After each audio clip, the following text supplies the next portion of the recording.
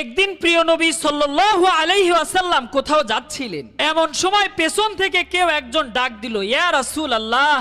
তখন তিনি পেছন দিকে তাকিয়ে দেখলেন একটি হরিণকে একটি গাছের সাথে দড়ি দিয়ে বেঁধে রাখা হয়েছে। হরিণ এবার নবীজিকে উদ্দেশ্য করে বলতে লাগলো, দয়া করে আমাকে দড়ি থেকে মুক্ত করে দিন, আমার বাচ্চারা খুবই ক্ষুধার্ত, আমি কথা দিচ্ছি আমার বাচ্চাদেরকে দুধ খাওয়ানোর পর আমি আবার ফিরে আসব। তখন নবীজি হরিণটিকে মুক্ত করে দিলেন। তখন তিনি উক্ত গাছের নিচে হরিণের জিম্মাদার হয়ে বসে থাকলেন। এবার শিকারী এসে দেখলো তার হরিণটি সেখানে নেই। নবীজি তখন বললেন তিনি হরিণটিকে মুক্ত করে দিয়েছেন, হরিণটি তার বাচ্চাদেরকে দুধ পান করিয়ে আবার এখানে ফিরে আসবে। এই কথা শুনে শিকারী প্রচন্ড মাত্রায় রেগে গেল এবং নবীজিকে অনেক বেশি গালমন্দ করতে লাগলো এবং নবীজিকে বলতে লাগলো এই হরিণ আর কোনোদিন ফেরত আসবে না। ঠিক তখনই শিকারী দেখতে পেল যে সেই হরিণটি তাদের দিকেই আসছে। হরিণের সাথে হরিণের দুটো বাচ্চাও ছিল।